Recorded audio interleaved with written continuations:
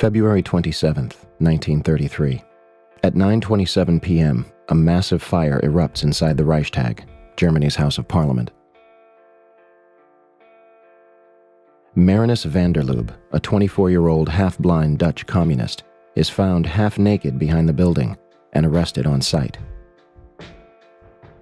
After an interrogation and trial, Marinus is beheaded 3 days before his 25th birthday. Historians argue that Gestapo police entered the Reichstag through an underground tunnel and soaked the building with chemicals and gasoline, with Marinus van der Lubbe arriving later to start the fire with his shirt. Later that evening, Adolf Hitler and Hermann Göring meet in front of the flaming debris to round up a list of communists and execute them that same night. The next day, Hitler passed the Reichstag fire decree, which suspended most civil liberties and banned publications considered unfriendly to the Nazi cause. Hitler then takes Nazi control of the German parliament, passes the Enabling Acts, and begins his invasion of neighboring countries, starting with Poland.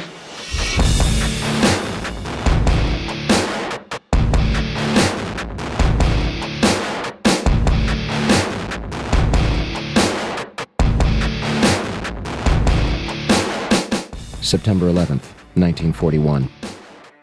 Ground is broken at the Pentagon in Arlington, Virginia, and construction begins. December 7th, 1941. The Imperial Japanese Navy attacks the Pacific Fleet of the United States Navy at Pearl Harbor in Oahu, Hawaii.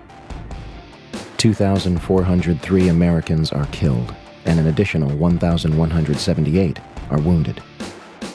Although Roosevelt received multiple warnings indicating that an attack was imminent, he withholds this information and informs his commanders that negotiations with Japan are underway.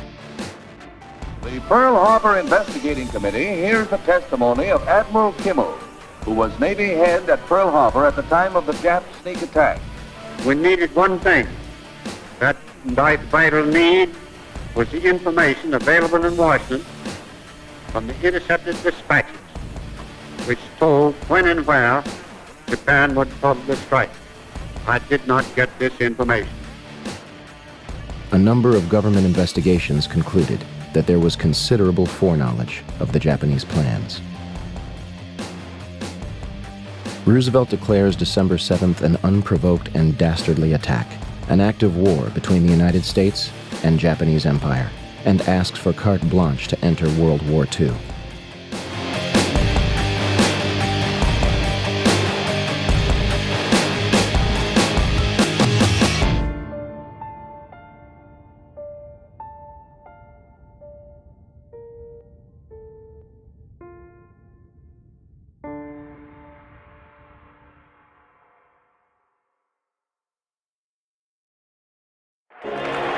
May 8, 1945. Nazi Germany formally surrenders to the World War II Allied forces.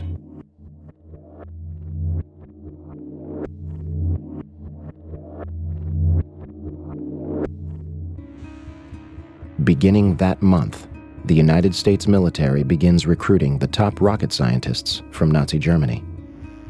The project, known as Operation Paperclip, eventually included more than 100 individuals for the purpose of advancing America's technology. July 16, 1945.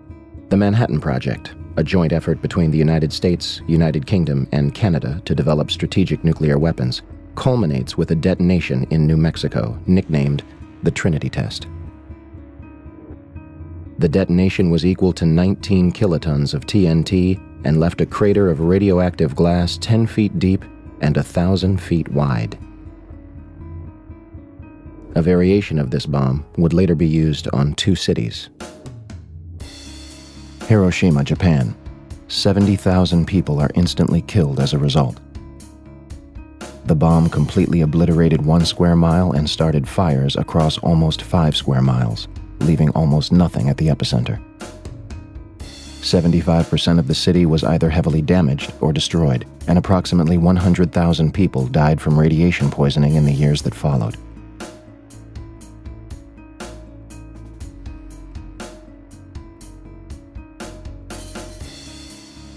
Nagasaki, Japan. 40,000 are killed and almost 30,000 are injured.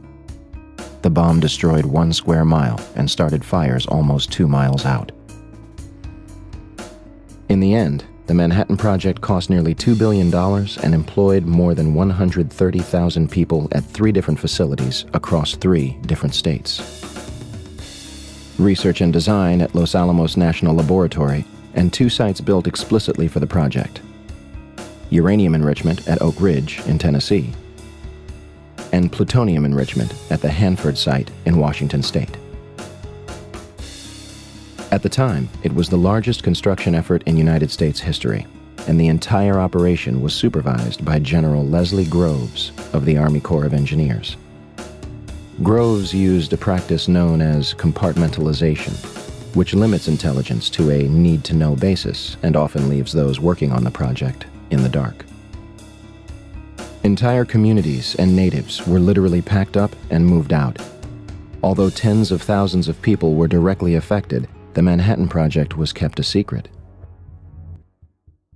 So secret that Vice President Harry Truman only became aware of it after President Roosevelt's death. General Groves himself claimed, "Compartmentalization of knowledge was the very heart of security.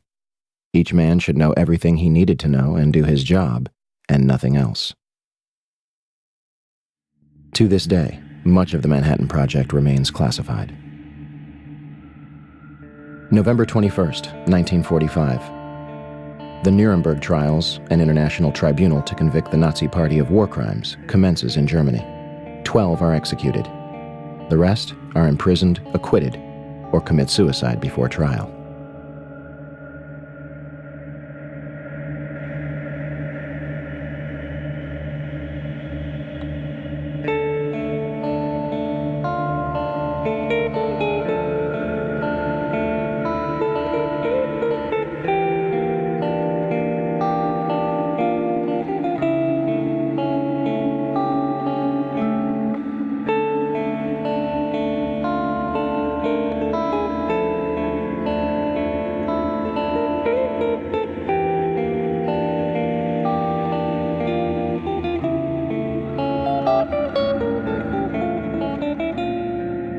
And here is the presidential jet, U.S. Air Force number 1, printed on the side, and the crowd begins its cheer, which you can't hear. The car is now turning on to Elm Street, and it will be only a matter of minutes before he arrives at the trademark. I was on Simmons Freeway earlier, and even the freeway was jam-packed with spectators waiting their chance to see the president as he made his way towards the trademark. It appears as though something has happened in the motorcade route. Something, I repeat, has happened in the motorcade route. There's numerous people running up the hill alongside Elm Street, there by the Simmons Freeway. Just a moment, please. Something has happened in the motorcade route. Stand by, please. The President of the United States is dead. Swear that I will faithfully execute. I will faithfully execute. August 4th, 1964.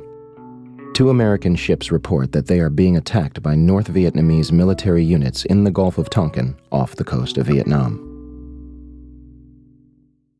President Lyndon Baines Johnson immediately declares it an unprovoked attack and orders retaliatory strikes against North Vietnam, asking Congress to authorize action in Southeast Asia. Believing Johnson's claims, legislators act quickly, giving him carte blanche to use military forces in Vietnam. However, documents declassified from the National Security Agency in 2005 confirm that the attack never took place. The Tonkin Gulf Resolution was signed by President Johnson on August 10, 1964. This decree was the doorway through which the United States officially walked into Vietnam.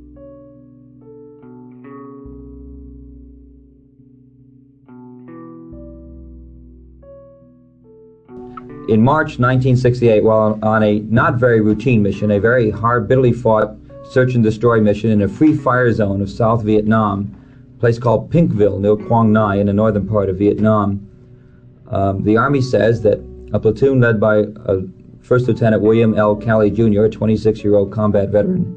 The Army claims that they murdered 109 Vietnamese villagers, mostly women and children. Calley doesn't necessarily dispute that fact. What he says is, I was following orders.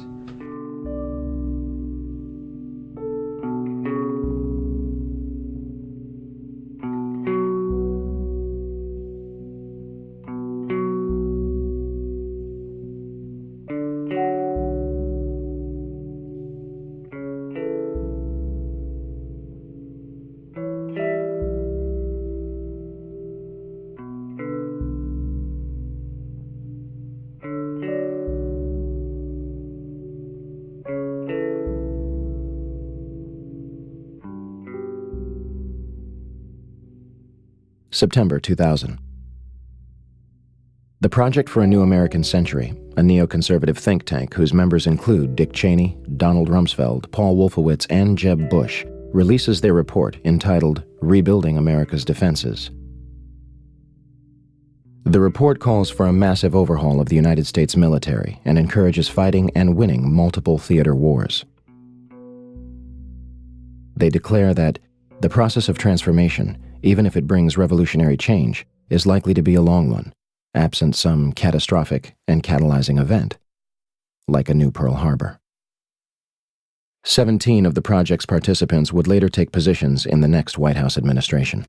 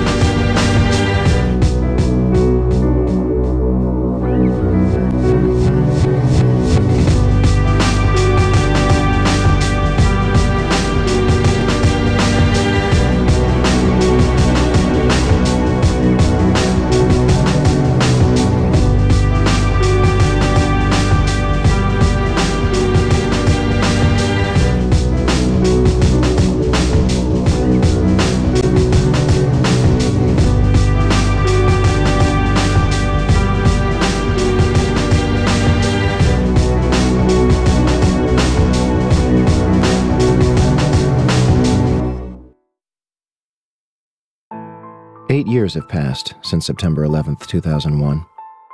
Although the World Trade Center is slowly being rebuilt, the family members and survivors are far from rebuilding the lives which were shattered on that fateful day. The 9/11 Commission, the official investigation into what happened, published its findings and closed its doors 3 years prior. Yet questions still remain in the minds of many.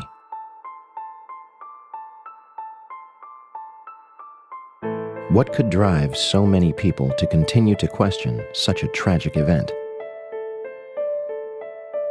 The events of 9/11 were used to shape the Bush administration's entire foreign and domestic policy. If the details of the events are proven to be a lie, then the authenticity of the Bush administration's entire tenure should be in question. So we're going to take another look at September 11th, beginning with those reportedly responsible for the attacks.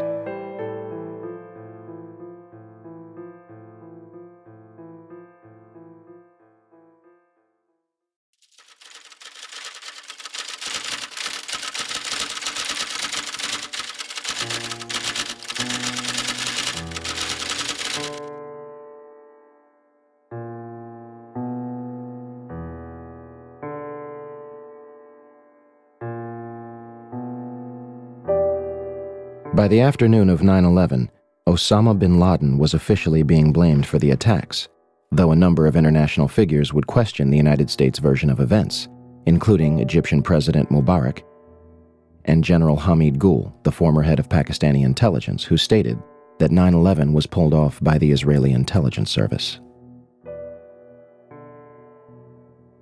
On September 16th, bin Laden officially denies responsibility on Al Jazeera television. Regardless, Bush claims he wants bin Laden dead or alive, and the CIA is dispatched to Afghanistan to bring back his head in a box. On December 13, 2001, the Department of Defense releases a videotape allegedly discovered in a house in Afghanistan. Osama bin Laden discusses the attacks, but does not take responsibility. American mainstream media and even President Bush would portray this videotape as absolute proof of his guilt, even though the translation was not conducted by a third party and was instead provided by the Department of Defense. International establishments and many others question the legitimacy of the tape. Ich habe die Übersetzung des Pentagons sorgfältig überprüft. Diese Übersetzung ist sehr problematisch. Sie ist an den wichtigsten Stellen, die Täterschaft bin Ladens beweisen sollten, nicht identisch mit dem arabischen Ton. In a video aired on Al Jazeera 3 days before the 2004 presidential election, bin Laden reportedly claims responsibility for 9/11 for the first time. Al Jazeera does not say how they received the tape. The final bin Laden video was released in 2006. Does anyone else see a problem here? Osama bin Laden has never been captured or officially convicted for September 11, 2001. Although audio tapes attributed to him are occasionally released, as of this date, he is considered dead by most. As for the hijackers, the 19 hijackers were painted as radical Muslims, sneaking into the United States without any problem and raising zero suspicion as to what they were planning. First, they were not devout Muslims spending their last days preparing for paradise. In the months and weeks before the attacks, some of the hijackers are spotted several times at strip clubs and make several unexplained trips to Las Vegas. They drink heavily, receive lap dances, buy sex toys, and sleep with prostitutes, spending thousands of dollars within hours. The 9/11 Commission claims that the United States only knew of 3 hijackers prior to the attacks: Nawaf al-Hamzi, Salem al-Hamzi, and Khalid al-Midar. For starters, Al-Kai Collins says he was paid $2,500 a month as an FBI informant in Phoenix. In a stunning disclosure to ABC News, he claims that 3 years before September 11th, he began providing the FBI with information about Hani Hanjar, a young Saudi who later helped fly hijacked American Airlines Flight 77 into the side of the Pentagon. They knew he lived in Phoenix. They knew his phone number. They knew his address. They knew what he drove. They knew everything there was to know about the guy. The FBI emphatically denies that Collins provided any information about Hani Hanjar, but they do admit that they paid Collins to monitor the Islamic and Arab communities of Phoenix because of his unusual background. Once in Phoenix in 1996, the FBI asked Collins to focus on a group of young Arab men, many of whom were taking flying lessons. Hani Hanjar was part of the group. They drank alcohol. They messed around with girls and stuff like that. They all lived in an apartment together, Hani and the others. Collins said he provided the FBI with basic facts, letting the FBI take it from there. 2 of the hijackers even lived with an FBI informant in San Diego and were visited by Hani Hanjour and Mohammed Atta. Finally, an intelligence unit by the name of Able Danger claimed to have identified Mohammed Atta and 3 other hijackers 2 years before 9/11. The Department of Defense and White House, of course, officially deny it. FBI Director Robert Mueller claimed that the hijackers gave no hint to those around them what they were about. However, this turns out to be far from the truth. Shortly after Atta arrived in the country, he tried to get the U.S. government to essentially finance his plot, seeking a loan from the Department of Agriculture. Janelle Bryant is the USDA loan officer in Homestead, Florida, who Atta approached in May of 2000. Bryant says it was this television commercial about how to borrow money from the government that led Atta to the USDA office, seeking $650,000 for what he described as crop dusting. He wanted to finance a twin-engine, 6-passenger aircraft and remove the seats. And he said he was an engineer, and he wanted to build a chemical tank that would fit inside the aircraft. Bryant turned Atta down, but she spent more than an hour with him, talking, she says, of bin Laden, Al-Qaeda, and targets. She says Atta became fixated with the aerial photo of Washington on her office wall. He pulled out a wad of cash about that big around and started throwing money on my desk. He wanted that picture really bad. He asked about the Pentagon and the White House and pointed them out. He asked about the Pentagon? Yes, sir, he did. In fact, he picked out where the Pentagon was. Bryant says Atta also asked her about security at the World Trade Center and what she knew of Chicago, Seattle, and Los Angeles. Hijacker Hamza El-Ghamdi had a flight booked for later on the day of 9/11, and 2 after 9/11, 1 from LA to San Francisco, and 2 within Saudi Arabia. The complexities of the alleged hijackers are far and wide. We can only begin to scratch the surface here. They even managed to find hijacker Satam al-Sukami's passport, perfectly intact, on a sidewalk before the South Tower's collapse. Is it possible that the hijackers were merely patsies in a scheme much larger than themselves or Osama bin Laden? Be careful where we stay on a loop, because these are being recorded and these tapes will be handed over. Everybody copy that? ICC copy. I'm glad I'm not flying today. Don't worry, Jim. We'll carjack you on the way home. Between September 2000 and June 2001, the Federal Aviation Administration, FAA, would send fighter jets to intercept errant aircraft 67 times. Interceptions were routine and usually occur within 10 minutes of a sign of trouble, such as losing radio contact and transponder signal or flying off course. On September 11th, we are told that 4 commercial airliners were off course and out of communication, and not one of them could be intercepted. Never did in anybody's thought process about how to protect America did we ever think that the evildoers would fly not 1, but 4 commercial aircraft into precious U.S. targets. Never. Steve, I don't think anybody could have predicted that these people would take an airplane and slam it into the World Trade Center, take another one and slam it into the Pentagon. Nobody in our government, at least, and I don't think the prior government could envision flying airplanes into buildings on such a massive scale. But that turns out not to be true. U.S. military planners did envision and practice those very scenarios. As reported by USA Today, North American Aerospace Defense Command, NORAD, conducted exercises with fighter jets, simulating hijacked planes flown into the World Trade Center in the 2 years before the attacks. Pentagon planners also envisioned the attack on the Pentagon 5 months before it happened.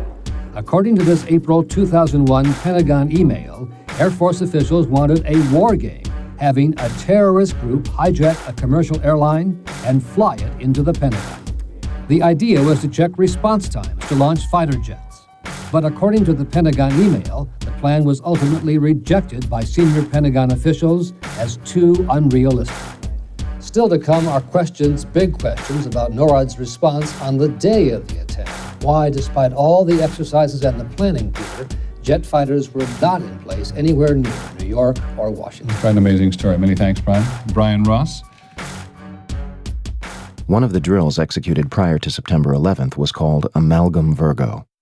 It was conducted in the beginning of June 2001 and simulated a series of successful terrorist attacks.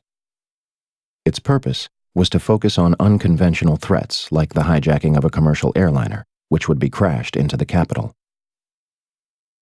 One part of the exercise involved a Haitian AIDS victim who makes a deal with the Colombian drug cartel to crash a private jet into Tyndall Air Force Base in Florida in order to secure funding for AIDS patients. They even wrote up a suicide note for him. NORAD would deliver scripted messages from the FBI to controllers participating in the war games. And guess who was on the proposal's cover? Osama bin Laden. The second part of the exercise, which was planned before 9/11 but not executed until 2002, involved 2 Delta planes with actual pilots on the flight deck. FBI agents hijacked the planes and diverted them to secure locations. The FBI claims it has no records regarding this exercise. In fact, multiple war games were underway on 9/11 itself. But before we cover those, on the morning of September 11th, President Bush was in Florida to promote an education policy. At approximately 8:30 a.m., he left his hotel and headed for Booker Elementary School in Sarasota.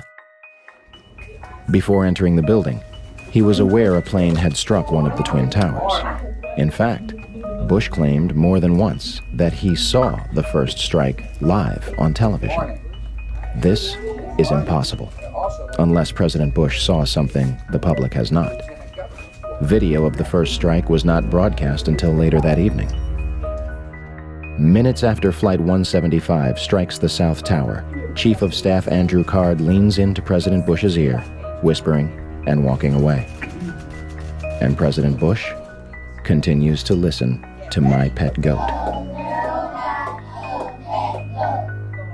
Despite the fact that both Twin Towers had been hit and another plane was in the air and suspected to be hijacked, he remained at the school for a half hour, addressing the nation at 9:30 a.m. How could the Secret Service allow this? President Bush's itinerary had been public knowledge since September 7th. The only way Booker Elementary could not be considered a target was if the Secret Service knew for a fact that it wasn't. With that being said, September 11th was day 2 of Vigilant Guardian, an exercise staged by the Joint Chiefs of Staff and NORAD, which simulated hijacked planes in the northeastern United States. It did so by placing inputs onto the screens of military controllers at the Northeast Air Defense Sector in Rome, New York, known as NEADS. As the attacks unfolded, controllers at NEADS thought that what they were watching was all part of an exercise. Okay, guys, listen up. Possibly a second hijack. Yep. Looking for a squawk, and I don't see it. We have smart terrorists today. They're not giving them a chance to squawk. What are the chances that a massive hijacking war game begins on the morning of September 11th that cripples the very defense sector in which the attacks take place? Better yet, who made the decision to schedule it on that date? Vigilant Guardian was a branch of Global Guardian, an Armageddon exercise being conducted at Offutt Air Force Base in cooperation with NORAD. Barksdale Air Force Base in Louisiana also participated in Global Guardian. Instead of returning directly to Washington, D.C., President Bush flew from Booker Elementary to both Barksdale and Offutt Air Force Base before returning to the White House. Another war game Northern Vigilance, moved fighter jets from unknown locations to bases in Canada and Alaska to monitor a fleet of Russian MiGs. 3 F-16s from Andrews Air Force Base, located just 15 miles from the Pentagon, were flown 180 nautical miles away for a training mission in North Carolina, leaving them unable to defend the nation's capital. Langley Air Force Base, which is 130 miles from the Pentagon, would not launch fighter jets until 9:24 a.m., a half hour after the North Tower is struck and 10 minutes before the Pentagon. Although Major Kevin Nasipany at NEADS ordered them to fly towards the capital, they are instead sent out to the Atlantic Ocean. When the Pentagon is hit at 9:37, they are 150 miles away, further than when they had started. To top it all off, the National Reconnaissance Office in Virginia, which monitors and controls the nation's satellites, began a drill at 8:45, conducted by a team from the CIA, in which a plane crashes into their headquarters. There are a number of other war games that have yet to be fully disclosed.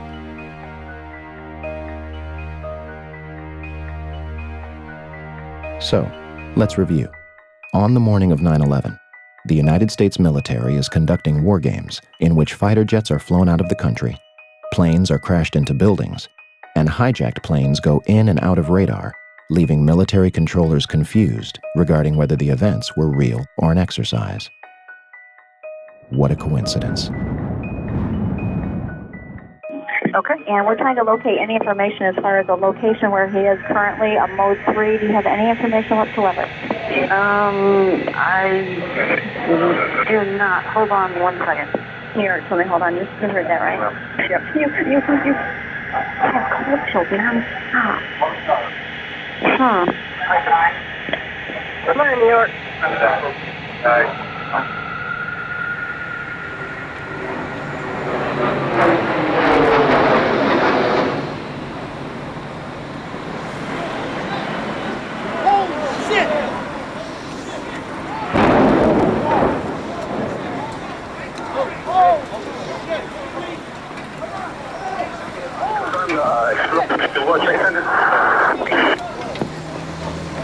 Responding 1063, World Trade Center. Listen, Central, be advised from my location now, I see heavy smoke coming from the building of the World Trade Center. At this time, I'm advising that you send them a...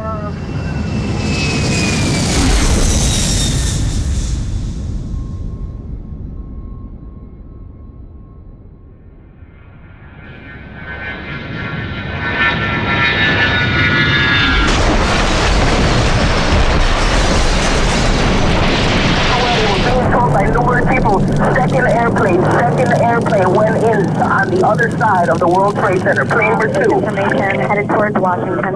Okay, let me tell you this. We were looking, we're also lost American 77. Okay, 77. Where was he proposed to head, sir? Excuse me? Where was he proposed to head, sir? Okay, he was going to LA also. He was also LA. Now, from where, sir? I think he was from Boston also. Boston to LA. Now, let me tell you this story.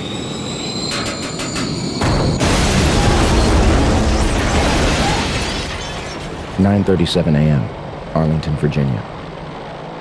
American Airlines Flight 77 crashes into the Pentagon, killing 125 people and injuring hundreds more. Pentagon authorities deny that the building had anti-aircraft defenses. The FBI arrives within minutes, and the site is declared a federal crime scene, becoming their exclusive responsibility. The Pentagon initially denies that their cameras captured the crash. However, in March 2002, 5 images are released to the press, though the Department of Defense does not take responsibility for their release. For years, those 5 frames were the only public footage of the Pentagon attack. That changes in October 2004, when Scott Bingham files a Freedom of Information Act requesting videotapes that captured the impact of Flight 77. Special Agent McGuire of the FBI located a CD-ROM that contains copies of 2 recordings made by security cameras, released on March 16, 2006.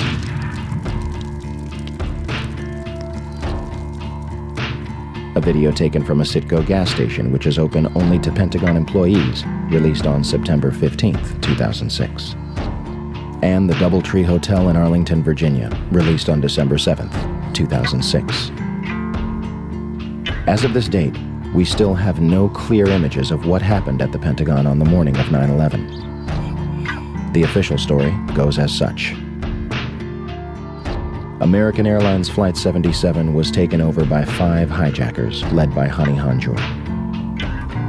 Hanjour entered the United States in 1996 to become a professional airline pilot, though he did not complete a single course. On the morning of 9/11, Hani and his 4 accomplices traveled to Dulles International Airport outside Washington, D.C. They had spent the past weeks at the Valencia Motel in Laurel, Maryland, 6 miles from the National Security Agency. All 5 set off metal detectors and are subjected to additional screening. Yet, all of them proceed to board American Airlines Flight 77, which is described by the Washington Post as unusually light on passengers. Out of 188 seats, 64 would be filled. In fact, all 4 planes involved in 9/11 would be at approximately 30% capacity. The hijackers will board alongside Barbara Olson, the wife of Solicitor General Ted Olson, and a number of employees from Boeing, Raytheon, the Department of Defense, Lockheed Martin, American Airlines, the Navy, Army, and other government agencies. The hijackers would have only moments to subdue both pilots, remove them from the cockpit, and retain control of the plane. Flight 77 is allegedly taken over without incident at 8:51. No mayday, no evasive maneuver, no sign of struggle. All commercial pilots are trained to send a 4-digit code, 7500, in the event of a hijacking. We are told that none of the 4 pilots on 9/11 did so. The plane soon after begins turning off course. Flight 77's transponder shuts off, and it disappears completely from radar. Flight 77 allegedly flies completely undetected back to Washington from the Kentucky-Ohio border, reappearing on radar screens at 9:32.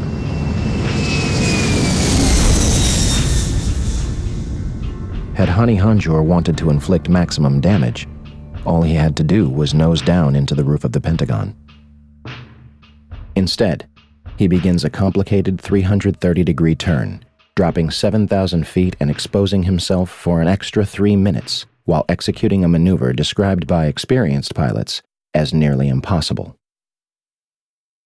In essence, an amateur pilot who was unable to control a Cessna in August 2001 executed this nearly impossible maneuver in a 757 with skilled precision a month later. Flight controllers at Dulles International Airport were convinced that the plane was a military aircraft. Todd Lewis is working radar at Dulles Airport.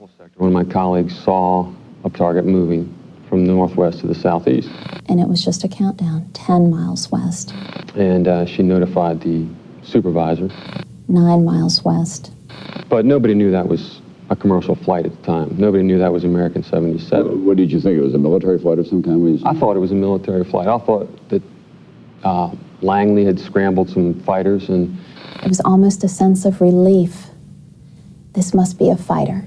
Maybe one of them got up there. It was really moving fast. It was moving very fast, like a military aircraft might move at a low altitude. This must be one of our guys, sent in, scrambled to patrol our capital. The 757 allegedly descends over a Sheraton Hotel, Navy Annex, and Citgo gas station before crossing Washington Boulevard. 5 light poles are struck and knocked out of the ground. 1 reportedly strikes a taxi. Flight 77 manages to hit the only section which was reinforced to withstand a terrorist attack.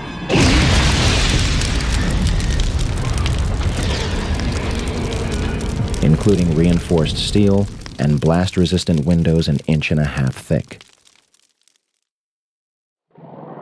The renovation, planning for which had begun in 1991, was only days away from completion.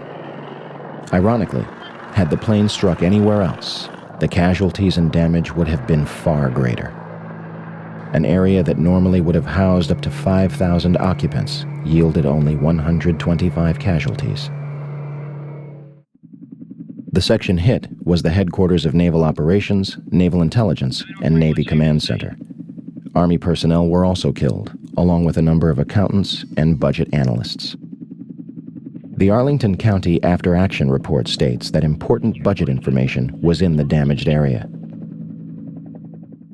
So what was left of Flight 77? Not much. These pictures were taken before the roof of the Pentagon had collapsed. The Pentagon's outer wall had a hole approximately 20 feet in diameter on the first and second floor, and visible damage 90 feet across the first floor.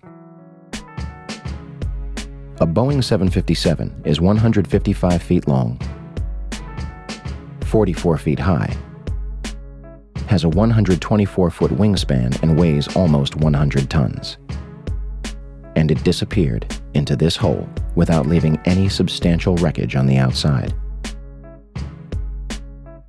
There is no visible damage from where the wings or vertical stabilizer would have hit the building. The engines of a 757 are 6 tons each, comprised of both steel and titanium. If they slammed into the building at 500 miles per hour, where are the imprints? Where are the engines themselves? The 757 appears to have completely disappeared into the building. There are numerous parts to a 757 that are virtually indestructible, marked with a specific serial number tied back to the plane.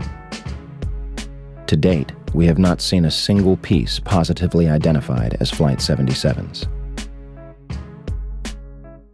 Additionally, there was no impact damage to the lawn, meaning Flight 77 managed to strike the Pentagon while remaining a few feet above the ground. And out of the videos that have been released, none of them clearly depict a Boeing 757. Also, an exit hole inside the Pentagon is not explained by any official report. Despite what might have hit the building, why it was hit is much more important. Norman Mineta was Secretary of Transportation from 2001 to 2006. On the morning of September 11th, when the first plane struck the World Trade Center, Mineta headed to the White House to enter the Presidential Emergency Operations Center, or PEOC. At the May 2003 hearing of the 9/11 Commission, Mineta testified the following. During the time that the airplane coming in to the Pentagon, there was a young man who would come in and say to the Vice President, the plane is 50 miles out, the plane is 30 miles out. And when it got down to the plane is 10 miles out, the young man also said to the Vice President, do the orders still stand? And the Vice President turned and whipped his neck around and said, of course the orders still stand. Have you heard anything to the contrary? However, the 9/11 Commission concludes that Dick Cheney did not reach the PEOC until 9:58, more than half an hour later. The Secret Service claims that it has no record of when Dick Cheney entered the bunker. What were the orders? If they were to intercept Flight 77, why was it allowed to strike the Pentagon? Let's go to the trade tower again, because, John, we now have a... What do we have? We don't... It looks like a new plume, a new large plume of smoke. That's the scene at this moment at the World Trade Center. Dan Daler from ABC's Good Morning America is down in the general vicinity. Dan, can you tell us what has just happened? Yes, Peter, it's Don Daler down here. I'm 4 blocks north of the World Trade Center. The second building that was hit by the plane has just completely collapsed. The entire building has just collapsed, as if a demolition team set off. When you see the old demolitions of these old buildings, it folded down on itself, and it is not there anymore. Generally speaking, for a building to collapse in on itself like that, it would seem to indicate that there could have been an explosion, a bomb planted on the ground that would make the building collapse within itself. 10 o'clock Eastern Time this morning, just collapsing on itself. This is a place where thousands of people work. We have no idea what caused this. Almost looks like one of those planned implosions. If you wish to bring anybody who's ever watched a building being demolished on purpose knows that if you're going to do this, you have to get at the under infrastructure of a building and bring it down.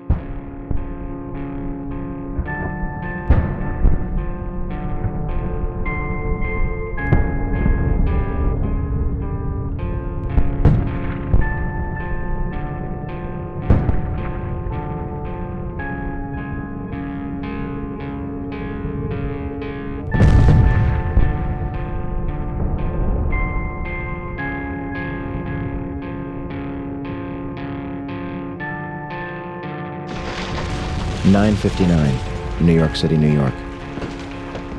The South Tower of the World Trade Center collapses to the ground in approximately 10 seconds. 29 minutes later, the North Tower follows suit, collapsing in approximately 10 seconds.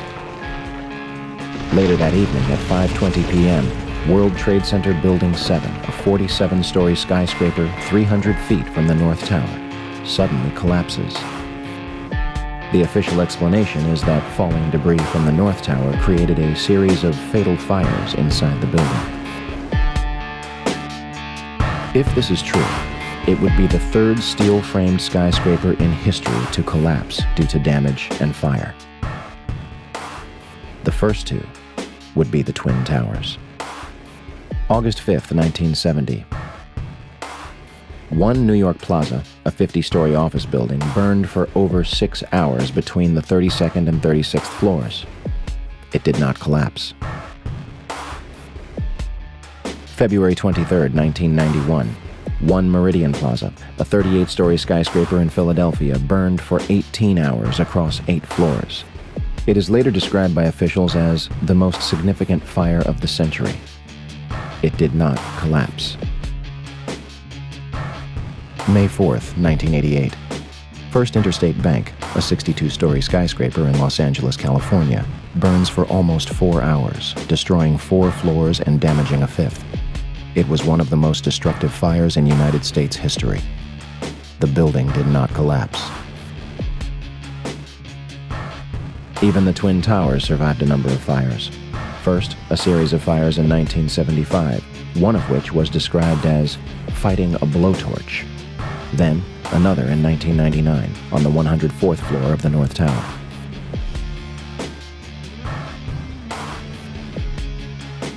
Yet on September 11, 2001, the Twin Towers burned for 56 and 103 minutes before collapsing completely to the ground. One might argue that this was due to their construction. The Twin Towers were composed of 200,000 tons of steel,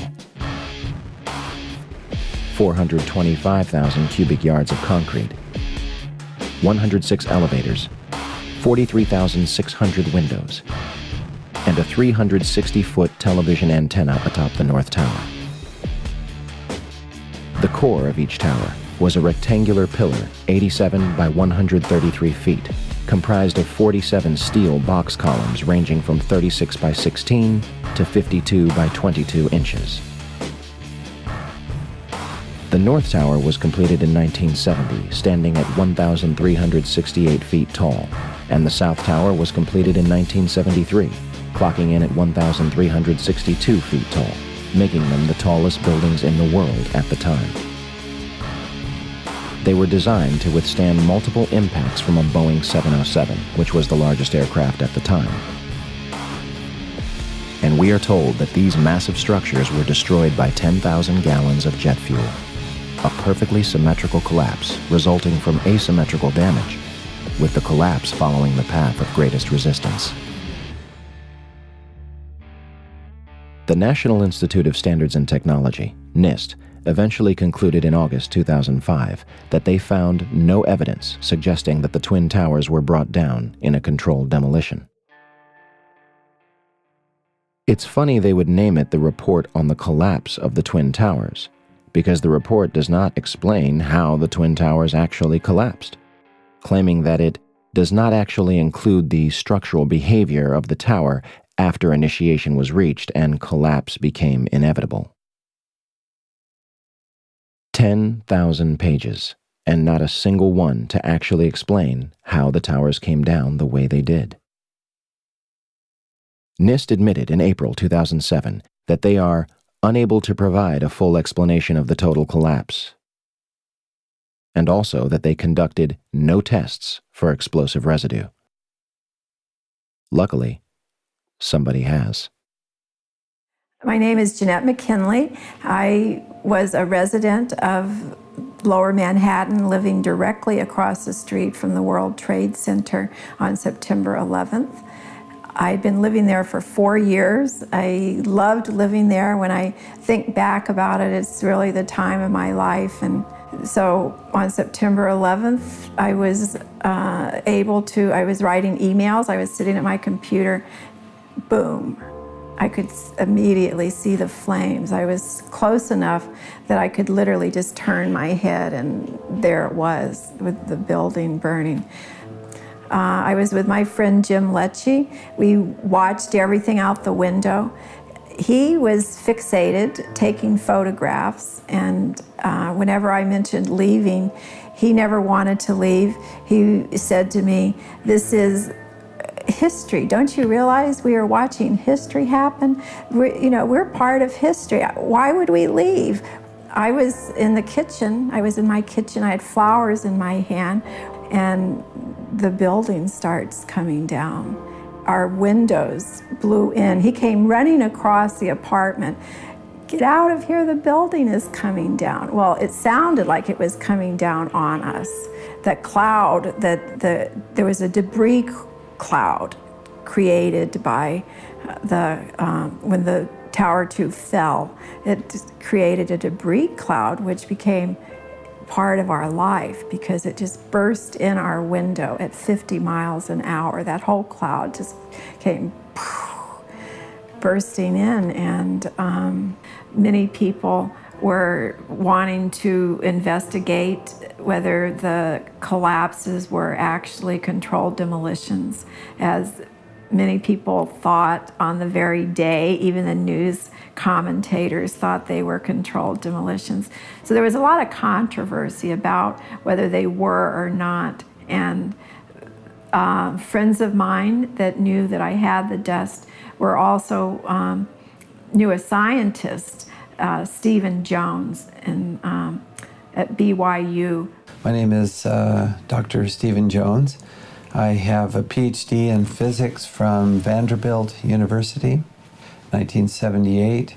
I have a Bachelor of Science degree from Brigham Young University, 1973. I graduated magna cum laude. I went after the PhD work. I did postdoctoral work at Los Alamos Mason Physics Facility.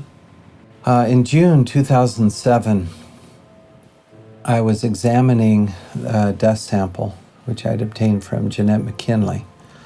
I was using a loupe and also just looking at it with my eyes and an ordinary optical microscope, although stereo, so that I could see better in 3 dimensions.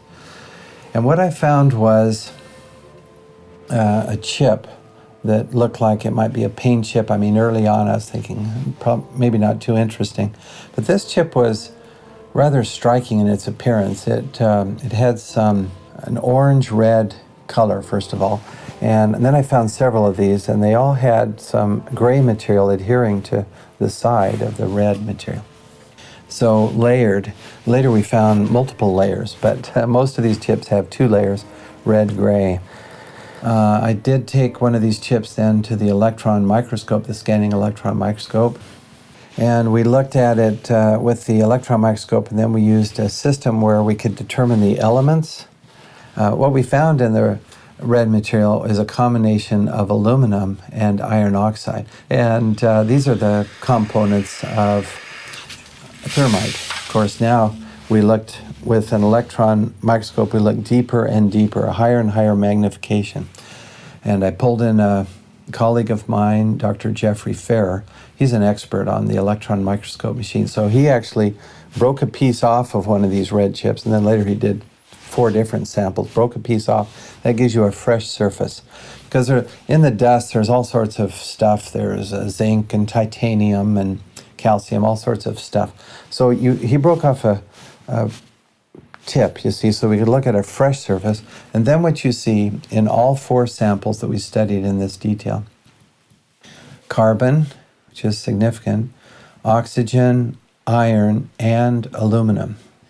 We looked at this, and these again are the ingredients, except for the carbon, and we found that experimenters working with superthermite, trying to beef it up, make it more explosive, tailoring it to different weapons applications, they would have silicon in there and an organic material, which means a carbon. So a polymer such as Viton, they would add to this to give it the properties they wanted.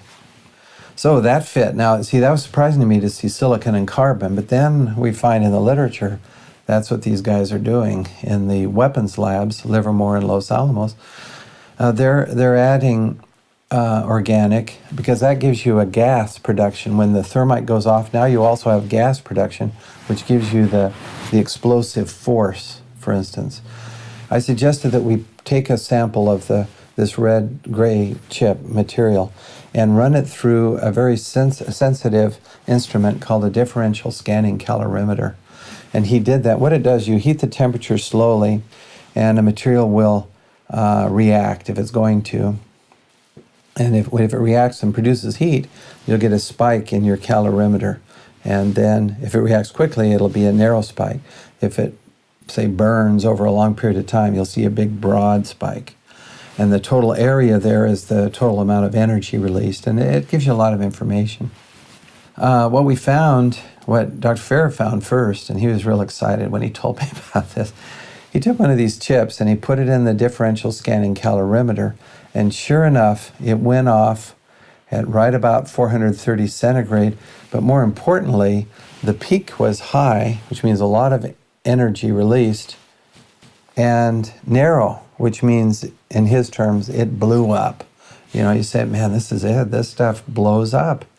It behaves just like it has the ingredients of nanothermite. He said, well, there should be, in a thermite reaction, you should produce molten iron. So you should see some spheres of iron. Think of spraying water in the air, and you get droplets that are more or less spherical because the surface tension pulls the liquid into a sphere. It's very simple. Same thing with molten iron from the thermitic reaction, whether it's ordinary conventional thermite or this super nanothermite. Either way, you get this molten iron, and you should get these droplets of iron. So we said, we got to look for those. You know, if you don't find those, maybe who knows what it is, but we got to find droplets of molten iron. Otherwise, we're not sure we had the thermite reaction, the thermitic reaction. In this case, it's a nanothermite. So we looked, and wow, what a beautiful sight. As you look at this, after the red material is reacted, there are these little spheres, just tons of them. And we compared the traces that we got in this sophisticated calorimeter with traces obtained with known thermite. These are published data, and our peak is actually narrower. I mean, this stuff goes off with very rapidly, and more energy also than had been reported by these other researchers working with known nanothermite. As if explosive residue in the dust was not enough, there are other disturbing aspects of the Twin Towers' collapse. Both the North and South Tower collapsed at nearly free-fall speed, 110 stories, reducing itself to a pile of twisted steel and pulverized concrete and building materials in approximately 10 seconds. The Twin Towers combined contained almost 500,000 tons of concrete. This was turned into particles the size of talcum powder, blanketing lower Manhattan in a fine dust. It also turns out that molten metal exceeding 2,000 degrees Fahrenheit was discovered in the rubble of Ground Zero. underneath the Twin Towers and Building 7. Firefighters, emergency workers, police, officials, even Rudy Giuliani testified to these massive temperatures. Even after heavy rain on September 14th and 21st, a constant stream of fire retardants and water described as creating a giant lake, these fires were not put out until December 13th, 2001, making it the longest burning structural fire in history.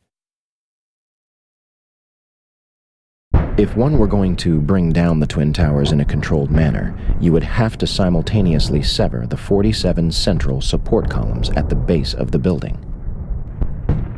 Maybe that's why a large number of eyewitnesses reported massive explosions at the base of the Twin Towers, some before the planes had even impacted the building. In fact, large amounts of white smoke appear at the base of the South Tower just minutes before its collapse.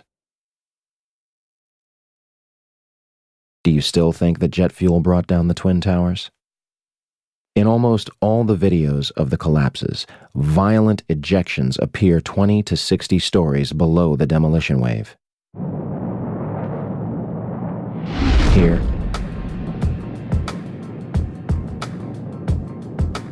here, here,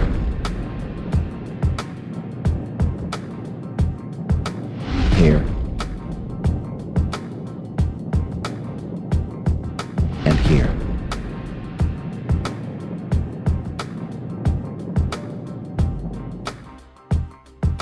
I know what you're thinking. If explosives or incendiaries were in the building, how would they get in there without anyone noticing? A December 2000 assessment of the World Trade Center recommended immediate renovation work on the steel columns contained within elevator shafts of both Twin Towers. Turner Construction, a company located on the 38th floor of the North Tower, was selected to do the job. Turner's CEO at the time was Tom Leppert, who had personal ties to George W. Bush and Carlos Gutierrez, Secretary of the Department of Commerce. The Department of Commerce is in charge of NIST, an agency that may sound familiar. Turner Construction also did fireproofing work on the very floors that were struck by Flights 11 and 175. Of course, all documents pertaining to Turner's work on the Twin Towers were destroyed on 9/11. In addition, President Bush's brother, Marvin, was on the board of directors at Securicom from 1993 until fiscal year 2000. Securicom, later known as Stratesec, was an electronic security company backed by Kuwait American Corporation, which provided security for United Airlines, Dulles International Airport, and from the early 1990s up to 9/11, the World Trade Center. According to the Port Authority, there are no records pertaining to the work that the company performed on the World Trade Center. So, a company with ties to the government agency that eventually investigated the collapse was responsible for doing renovation work inside the Twin Towers, and the building's security was run by a company with family ties to President Bush. And we have no records to prove what they did inside the buildings. Nothing suspicious there. I often get asked, well, how did they use this nanothermite in the buildings? It's as if there are people just trying to cast doubt, as if you can't explain everything, you have nothing. That's, of course, absurd. We have found unexploded, but explosive material in the dust. Now the next step is to find out who did it. So in other words, we've done the forensic CSI-style science. Now we need the criminal investigation to go along with that, to find out who could have made this stuff, first of all, and then who did make it. And then from there we can find out who ordered it being made and why. If only we could have examined the steel from the World Trade Center. Unfortunately, the debris was almost immediately shipped overseas, being sold to the lowest bidder. This is destruction and removal of evidence from a crime scene. family members and engineers were outraged at the decision and demanded that the steel be preserved for investigation. Bill Manning of Fire Engineering magazine publicly labeled the cleanup at Ground Zero a half-baked farce. Yet the operation continued until the site was officially clear on May 30th, 2002. Regardless of how it was done or who was responsible, what happened to the Twin Towers seems obvious enough. They were brought down in a highly engineered, unconventional, controlled demolition. It was a psychological attack on the American people, and it was pulled off with military precision.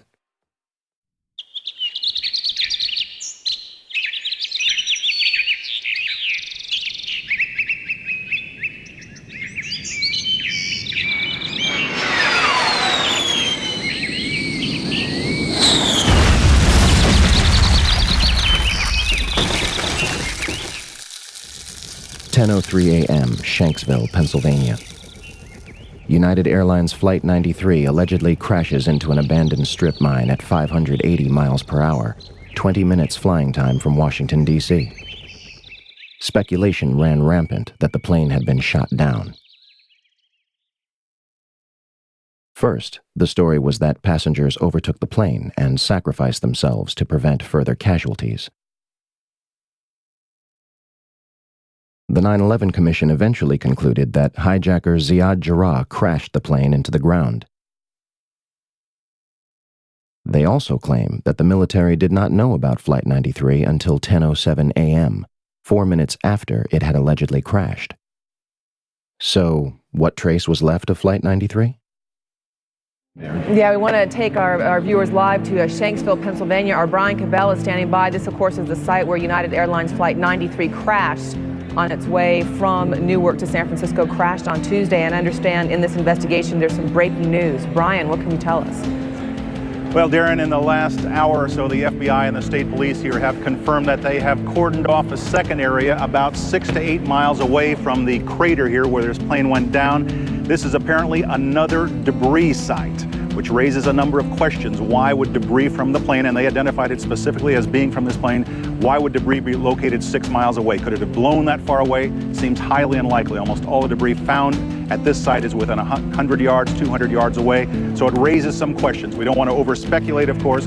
It seems to me from covering a number of plane crashes on the scene that, if nothing else, you can say this is not typical for a plane crash to be spread across an area this large. It certainly doesn't make sense because most of the debris has been found in a very compact area within 100 yards, 200 yards, maybe a little beyond that. And then all of a sudden they're telling us 6 miles away they have another concentration of debris. They say it's very small pieces. Most of these are very small pieces. Most of the pieces here are no bigger than the size of a briefcase, they say, and the pieces 6 miles away maybe even smaller than that. As for the crash site itself, from the Somerset County coroner to the mayor of Shanksville, almost every eyewitness would remark how little of the plane and its passengers remained at the actual crash site. We have rescue vehicles that came in earlier in the day and they have turned up nothing. No one believed to be alive from this crash within the last hour. I want to get quickly to Chris Kanicki. He's a photographer with the Pittsburgh affiliate of Fox affiliate. He was back there just a couple of minutes ago, and Chris, I've seen the pictures. It looks like there's nothing there except for a hole in the ground. Basically, that's right. The only thing you could see from where we were was a big gouge in the earth and some broken trees. We could see some people walking around in the area, but from where we could see, there wasn't much left. Any large pieces of debris at all? No, there was nothing that you could distinguish that a plane had crashed there. Smoke, fire? Nothing. It was absolutely quiet. It was actually very quiet.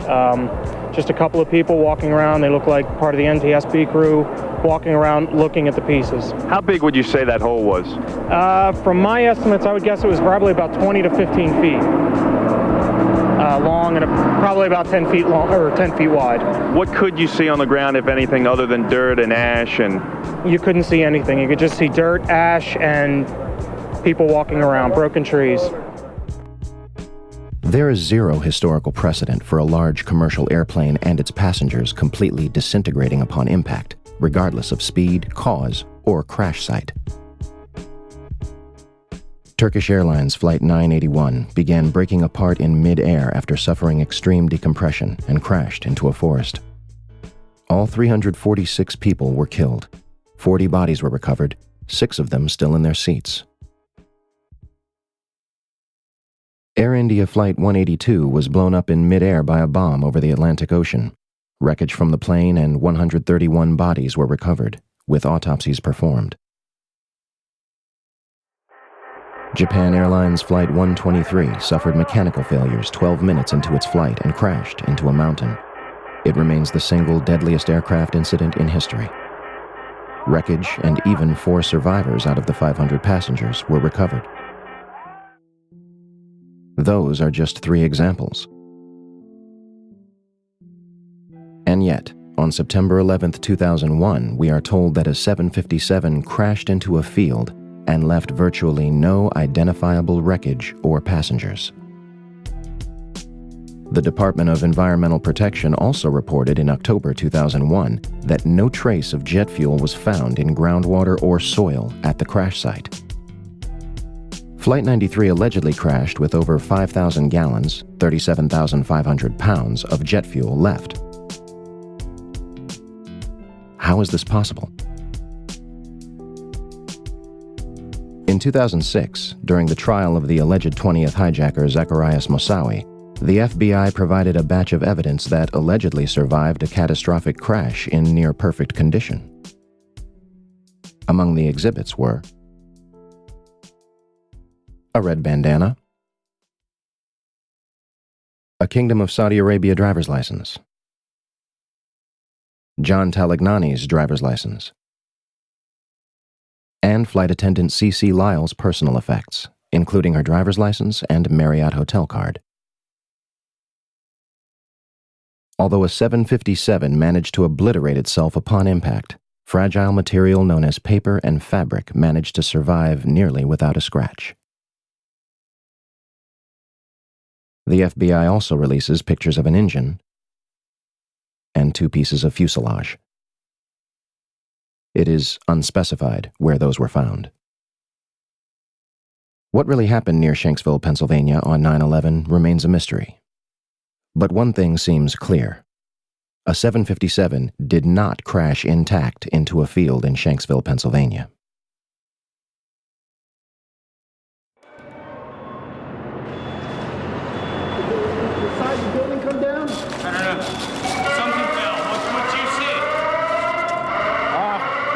Pretty clear at one point, and then this whole bunch of smoke and glass, and I think we're just about the last ones in this building right now. I think you should leave. Everybody else is gone. Okay. I'll just make sure that there's nobody else coming downstairs. What happened?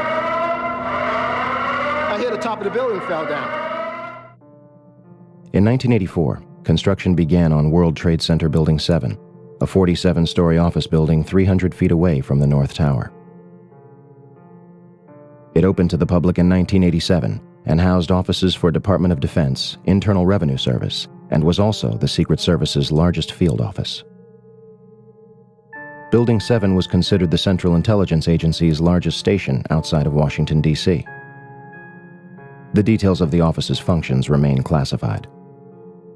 The Securities and Exchange Commission was also using the building to store 3,000 to 4,000 files related to their investigations. And of course, they have no record of what those files were. On June 8, 1999, Mayor Rudolph Giuliani's Office of Emergency Management Command Center on the 23rd floor is opened. The new facility is located in downtown Manhattan, across the street from the World Trade Center's Twin Towers.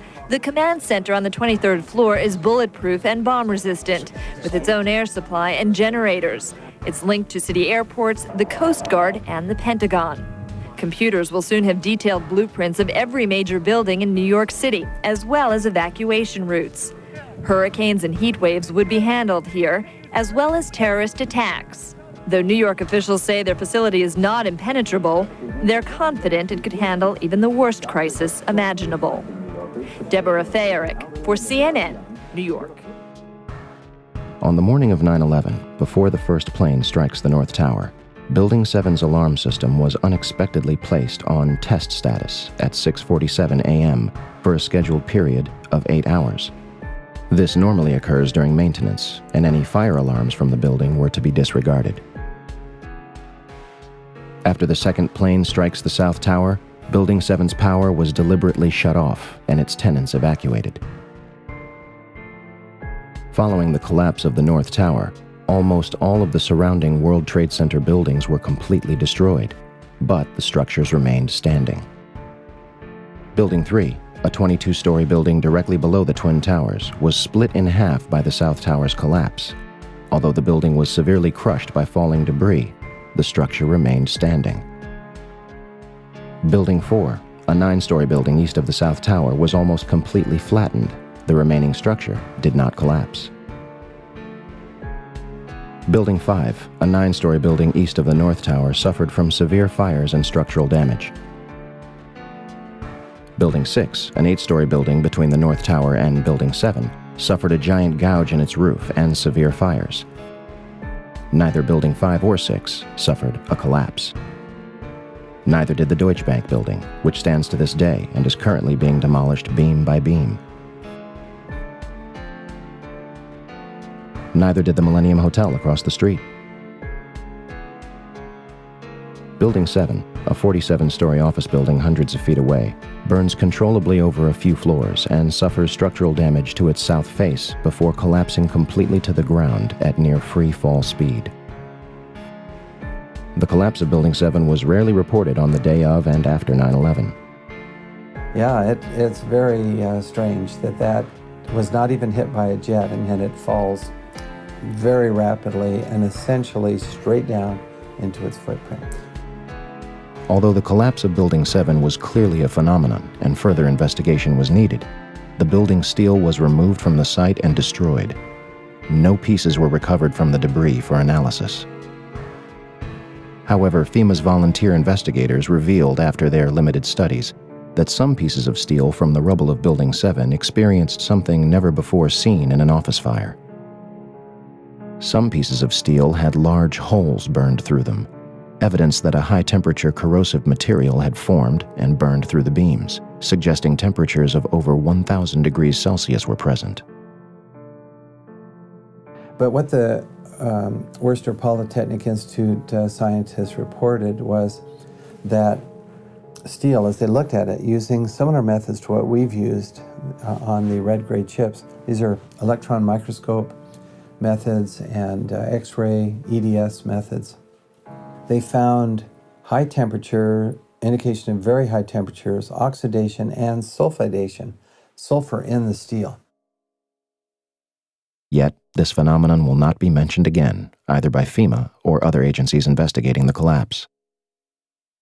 Now let's fast forward to August of last year, 2008. NIST finally came out with their preliminary report. Now, it's very interesting. They ruled out diesel fuel fires.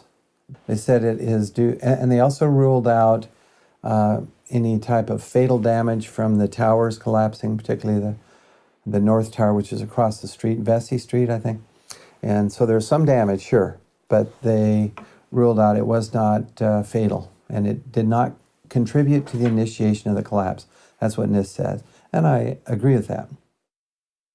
When questioned at a public comment session after the draft's release, NIST was forced to acknowledge that the collapse of WTC-7 experienced a period of freefall for 105 feet.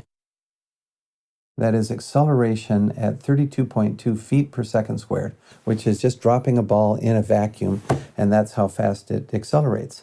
Finally, in their final report, they have this agreement, having been with Chandler and with my comment also, that there was indeed acceleration, not just constant speed, and acceleration at the acceleration due to gravity. In other words, free fall. And they even mentioned free fall for about 105 feet. That's about 8 stories. Now that means, according to what they had previously said in August, which is correct, earlier, August 26th, nothing is in the way of the roof. Nothing. Now you can see in the videos there's a lot of floor is still intact as the roof is moving as a block. So somewhere down below, there's about 8 floors that have been obliterated. I mean, you can't just have the floors sitting there stationary. because that would be mass in the way, and that would slow this acceleration down. Nothing's in the way. The only way I can see how to do that is with controlled demolition, with explosives to remove that. That's what you do in controlled demolition. You get all this material out of the way, then the upper block travels at close to free fall. In this case, at free fall. It's really amazing. It's funny Stephen would mention explosives and material being removed. 2 eyewitnesses independently claimed to news channels on 9/11 that they experienced an explosion inside the lower levels of Building 7. The first one is Michael Hess, who went on to UPN 9 News around 11:59 a.m. Oil refineries in Louisiana. When we have Frank Uciardo back on the phone with us, Brenda, with some New York City officials. Frank, go ahead. That's right. I'm standing here right now just off Broadway by City Hall with Michael Hess, who is the city's corporation counsel. Mr. Hess, you were trapped in, I believe, 7 World Trade Center. Go ahead, sir. Yes, I was. I was up in the emergency management center on the 23rd floor, and when all the power went out in the building, another gentleman and I walked down to the 8th floor where there was an explosion, and we've been trapped on the 8th floor with smoke, thick smoke all around us for about an hour and a half. But the New York Fire Department, as terrific as they are, just came and got us out. And the second is Barry Jennings, who went on to ABC7 shortly after noon. We're going to bring more of those to you now. Barry Jennings, you were on the 8th floor. You work for the City Housing Department. Explain to me the moment of impact. Well, me and Mr. Hess, the corporation counsel, were on the 23rd floor. I told him we got to get out of here. We started walking down the stairs. We made it to the 8th floor. Big explosion. Blew us back into the 8th floor. And I turned to Hess. I said, this is it. We're dead. We're not going to make it out of here. I took a fire extinguisher and I bust the window out. That's when this gentleman here heard my cries for help. We tracked Barry down in June 2007 to interview him and hopefully elaborate on his experience. Hi, my name is Barry Jennings. I'm 52 years old. I've worked for 33 years at one location. Basically, that's it. I'm married, father of 4. It was very funny. I was on my way to work. Traffic was excellent. I received a call that a small Cessna had hit the World Trade Center. I was asked to go and man the Office of Emergency Management at the World Trade Center 7 on the 23rd floor. As I arrived there were police all in the lobby. They showed me the way to the elevator. We got up to the 23rd floor. Me and Mr. Hess, who I didn't know was Mr. Hess at the time, we got to the 23rd floor. We couldn't get in. We had to go back down. Then security and police took us to the freight elevators where they took us back up, and we did get in. Upon arriving into the OEM EOC, we noticed that everybody was gone. I saw coffee that was on a desk. Still, the smoke was still coming off the coffee. I saw half-eaten sandwiches. And only me, Mr. Hess, was up there. After I called several individuals, one individual told me that to leave and leave right away. Mr. Hess came running back in and said, we're the only ones up here, we got to get out of here. He found the stairwell. When we reached the 6th floor, the landing that we were standing on gave way. There was an explosion and the landing gave way. And I was left there hanging. I had to climb back up, and now I had to walk back up to the 8th floor. After getting to the 8th floor, everything was dark. It was dark and it was very, very hot. Very hot. I asked Mr. Hess to test the phones as I took a fire extinguisher and broke out the windows. Once I broke out the windows, I could see outside below me. I saw police cars on fire, buses on fire. I looked one way, the building was there. I looked the other way, it was gone. I was trapped in there for several hours. I was trapped in there when both buildings came down. The firefighters came, they came to the window, because I was gonna come out on the fire hose. I didn't want to stay there any longer, it was too hot. I was gonna come out on the fire hose. They came to the window, they started yelling, do not do that, it won't hold you. And then they ran away. See, I didn't know what was going on. That's when the first tower fell. When they started running, The first tower was coming down. I had no way of knowing that. Then I saw them come back. Now I saw them come back with more concern on their faces. And then they ran away again. The second tower fell. So as they turned and ran the second time, the guy said, "Don't worry, we'll be back for you." And they did come back. This time they came back with 10 firefighters. And they kept asking, "Where are you? We don't know where you are." I said, "I'm on the north side of the building," because when I was on the stairs, I saw north side. All this time, I'm hearing all type of explosions. All this time, I'm hearing explosions. And I'm thinking that maybe it's the buses around me that was on fire, the cars on fire. I don't see no, but I'm still hearing these explosions. When they finally got to us, and they took us down to what they called the lobby, because I asked them, I said, when we got down there, I said, "Where are we?" He said, "This was the lobby." And I said, "You gotta be kidding me." It was total ruins. Total ruins. Now keep in mind, when I came in there, the lobby had nice escalators. It was a huge lobby. And for me to see what I saw, it was unbelievable. And the firefighter that took us down kept saying, "Do not look down." And I kept saying, "Why?" He said, "Do not look down." And we were stepping over people. And you can feel when you're stepping over people. They took us out through a hole that I don't know who made this hole in this wall. That's how they got us out. They took us out through a hole, through the wall, to safety. As they were taking me out, one firefighter had fallen. I believe he was having a heart attack. But before that, this big giant police officer came to me. And he says, "You have to run." I said, "I can't run, my knees are swollen." He said, "You're gonna have to get on your knees and crawl in." He said, "Because we have reports of more explosions." And that's when I started crawling. And I saw this guy fall behind me. And his comrades came to his aid. They dragged him to safety. I was looking for an ambulance for my knees, and at that time they told me, "We gotta walk 20 blocks to refuge." Before I got there, Eyewitness News grabbed me and started interviewing me. And that's basically it. This is where the story takes a turn for the worst. In late August 2008, comments began appearing on YouTube videos of Barry's testimony, claiming he had passed away on August 19, 2008. 2 days before NIST releases its draft report on WTC-7, which directly contradicts Barry's testimony and claims that no explosions occurred inside the building. They explicitly claim there were no witness reports of such a loud noise. To date, the only publicly available information is that Barry was in perfect health before suddenly being admitted to the hospital and subsequently passing away on August 19, 2008. A private investigator, when hired to investigate the disappearance of Barry Jennings, replied, "Due to some of the information I have uncovered, I have determined that this is a job for the police. I have refunded your credit card. Please do not contact me again concerning this individual." In conclusion, 2 men inside World Trade Center Building 7, a skyscraper that housed numerous government agencies whose duties are unknown to the public, are almost killed by an explosion before either of the Twin Towers fell. Although it is damaged far less than any other surrounding World Trade Center buildings, at 5:20 p.m., it collapses into its own footprint, experiencing 105 feet of freefall and barely damaging surrounding structures.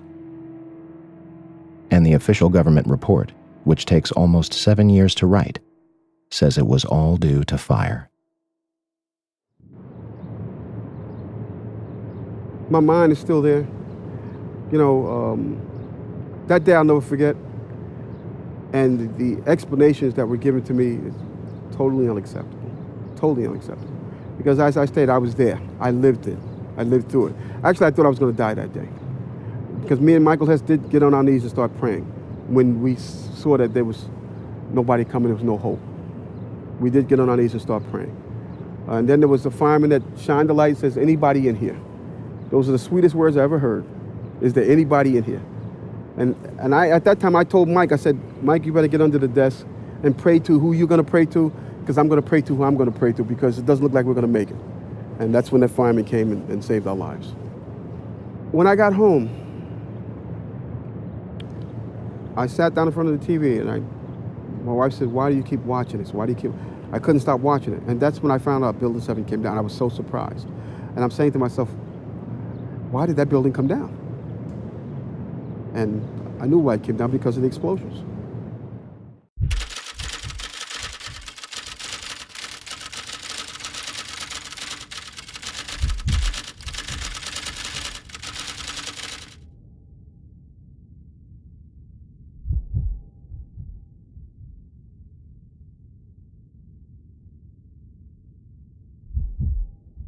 So, where do we go from here? Your reaction to this will be either an emotional one or a logical one. You will deny that these things are possible and insist that this information is ridiculous and go about your life. Or you will acknowledge a number of serious, glaring issues with the United States story of 9/11 and do your part to further a new criminal investigation into the day's events. How long will the American public or the world wait for the truth about September 11th? How much louder will the family members and survivors have to scream for answers? September 11th was not just a terrible tragedy that took the lives of thousands of innocent people. It was an American coup, a violent and aggressive seizure of power and a transformation of both foreign and domestic policy. The slaughter of civilians in broad daylight as a means of promoting an agenda. This is not a new concept. Meet Smedley Butler. His father was both a lawyer and a politician. He was elected to the House of Representatives in 1897. He joined the Army at the age of 16, and at the age of 48, he became the Army's youngest Major General. He was twice decorated with the Congressional Medal of Honor. In July 1934, Butler was approached by two men who offered him $30 million and the support of 500,000 troops and the mainstream media to lead a coup against President Roosevelt and remove him from office. Butler pretended to go along with it, eventually meeting with the main conspirators behind the plot. The DuPont family and leaders of U.S. Steel, Heinz, Standard Oil, General Motors, Chase National Bank, Goodyear Tires, and last but certainly not least, Prescott Bush himself, President George W. Bush's grandfather. The intention was to install a fascist regime like the ones in Nazi Germany and Communist Russia, in hopes of beating the Great Depression. Butler attempted to blow the whistle on the plot, testifying before a committee of House Representatives John McCormick and Samuel Dickstein. Want to guess what happened? The representatives believed Butler, but refused to pursue the people responsible. The media turned on Butler, calling his allegations a hoax, perfect moonshine, as one put it. President Roosevelt eventually cut a deal with the plotters, and nothing more came of it. America was hijacked on September 11, 2001. Not by Osama bin Laden and his al-Qaeda network with box cutters directed from a cave in Afghanistan, but by a group of tyrants, ready and willing to do whatever is necessary to keep their stranglehold on the United States of America. A group beyond any one man or any one administration. Until there is a new investigation into the events, we will not go away. We will not be silent. Ask questions. Demand answers. We show the towers for the ashes like they were laced with bombs. And ever since we've been at war like Genghis, calm and fiendish for a fascist world state. An Orwellian nightmare where righteous strip bare. Get prepared for the future of wiretaps. Cameras on every corner. Blackwater sharpshooters with scopes locked on ya. The Patriot Act has us watching our backs. They front like they're here to save us while they're on the attack. And we act like we didn't see it coming from a nation built by theft and genocide. Gunning down opposition, listen, worldwide is well known that America will eat its own. So to what you thought was democratic. These times are catastrophic, cause war is a means to profit. Control and manipulate the masses, it's classic. Evil caskets, be full of people blasted. They lie, they scam, they cheat and steal. They plot, they fund, they act, it's real. They watch, they hunt, they punish and kill. Welcome to the aftermath. They lie, they scam, they cheat and steal. They plot, they fund, they act, it's real. They watch, they hunt, they punish and kill. Welcome to the aftermath. Ground zero, the launch pad for endless killing. The Bush desperately needed to fool the millions into supporting an agenda to conquer the planet. I wonder how the children felt when the first bomb landed in Afghanistan. Operation Enduring Freedom was the first act of treason. Must I tell you the reason? Start reading and stop believing network news. They're concerned with making money, not telling the truth. Deep in the night, I'm turning and tossing, knowing cities are burning, lost in the silence of the empire's coffin. Over 1 million Iraqis murdered, human beings never to be seen again or heard of. Now who's next in the name of America, famous for heinous war acts? Vain, insane leaders feed us lies and ignore facts, but factors were smarter and stronger than what they hoped for. The war on terror, deceptive like Reagan's Coke War. They lie, they scam, they cheat and steal. They plot, they fund, they act, it's real. They watch, they hunt, they punish and kill. Welcome to the aftermath. They lie, they scam, they cheat and steal. They plot, they fund, they act, it's real. They watch, they hunt, they punish and kill. Welcome to the aftermath. 20 years from now, what will Americans be like? Slaves will behave to human beings with rights that we fight. We might still have a chance instead of hoping for change. We gotta advance, take a stance and be heard. Silence is the enemy. Words have power, but actions speak louder. Pretend to be free till you die a slave. A soldier in the desert searching for a ghost in the cave. For the corporation, I run out of patience. Sick of seeing troops sent to die for your lives. Spending dollars in debt, we holler in protest till we have your arrest. We will not rest, and we know what you did that day. Killed your own citizens to advance your ways. All my real patriots stand up and say 9/11 was an inside job. They lie, they scam, they cheat and steal. They plot, they fund, they act, it's real. They watch, they hunt, they punish and kill. Welcome to the aftermath.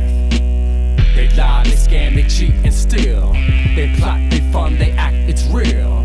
They watch, they hunt, they punish and kill. Welcome to the aftermath.